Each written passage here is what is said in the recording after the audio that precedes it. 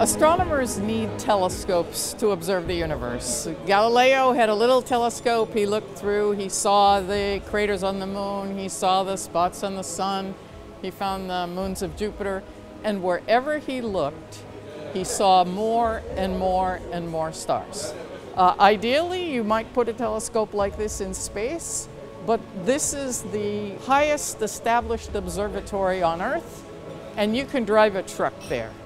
Which means that over the next 10, 20 years, as new developments in technology take place, we can go and replace the camera with a next generation camera. Also wir arbeiten zusammen mit den Kanadiern und mit der Cornell-Universität in den USA und natürlich auch mit chilenischen Universitäten, die im Prinzip die Sites für das Teleskop zur Verfügung stellen werden. Genau, aber hier in Deutschland haben wir im Prinzip eine Kollaboration zwischen uns, der Universität Köln, und der Universität Bonn und noch einen Beitrag vom Max-Planck-Institut für Astrophysik in Garching. Und wir sind hier in Deutschland federführend für diese Kollaboration. Das heißt, im Prinzip gehen wir da oben hin, weil die Bedingungen da wirklich fast wie im Weltraum sind, weil dann möglichst wenig Atmosphäre sozusagen über dem Teleskop ist. Die Genauigkeit von dem Teleskop ist so, dass wir hier in Xanten mit dem Teleskop einen Spatz auf dem Kölner Dom bei Ihnen zu Hause sehen können. Das heißt, diese Auflösung, die wir hier haben, oder diese Ausrichtgenauigkeit, ist enorm. Das sieht man dieser Struktur, die 250 Tonnen wiegt, gar nicht an, dass sie so filigran ausgerichtet werden kann.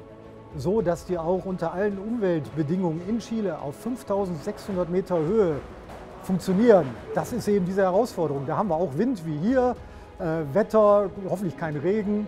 Das sind eben die Sachen, die das so komplex machen. Und was uns das eröffnet, ist wirklich ohne Übertreibung das gesamte Universum. Wir machen wirklich Wissenschaft von kurz nach dem Urknall bis zum heutigen Tag und gucken uns halt die Entwicklung des Universums an und der Sterne und Galaxien im Universum. Und insbesondere dieses Instrument, was wir halt hier in Köln bauen, die CHI-Kamera, ist dafür gut, um die Entstehung von Sternen und die Umgebung von Sternen zu verstehen. Nicht nur in unserer eigenen Milchstraße, aber auch in anderen Galaxien.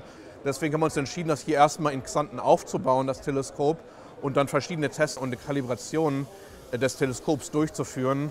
Und dann wird es auseinandergenommen in große Teile und nach Chile verschifft und dann von da auf den Berg gebracht und dann zusammengebaut.